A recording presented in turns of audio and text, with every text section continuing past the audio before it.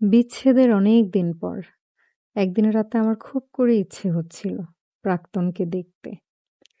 যে চেহারা একসময় প্রতিদিন দেখতাম, হঠাৎ একদিন আর কোনোদিন দেখতে না পারার অভ্যাসটা যে একদিন এভাবে কষ্ট দেবে সেটা বুঝতে পারিনি।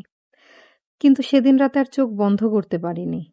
বুকের ভিতর অদ্ভুত এক আকুলতা, শুধু একবার, শেষবারের মতো তাকে দেখার।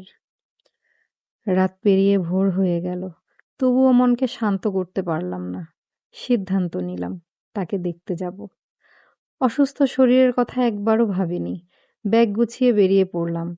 সারা রাত না ঘুমিয়ে সকালেই দীর্ঘ পথ পাড়ি দিয়ে পৌঁছে গেলাম তার শহরে। ক্লান্ত শরীর আর অস্থির মন নিয়ে বারবার তাকিয়েছিলাম সেই পরিচিত বারান্দার দিকে। মনে হচ্ছিল বিকেলের কোনো এক মুহূর্তে হয়তো সে আসবে। সময় গড়িয়ে যাচ্ছিল আর বুকের ভিতর কাঁপন বাড়ছিল। দেখতে পাবো তো তাকে?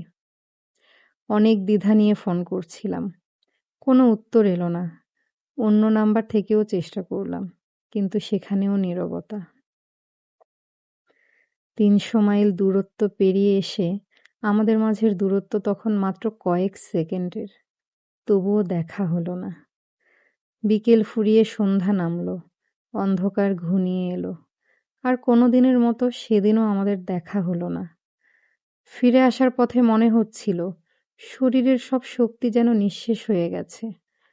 তবুও মানুষ বেঁচে থাকে। সবচেয়ে কঠিন দিনগুলোও একসময় কেটে যায়। আজ আর তাকে দেখার আকাঙ্ক্ষা কাজ করে না। আর কোনো ছেলেমানুষি করা হয় না। ভালোবাসার কথা উঠলে চুপ করে থাকি।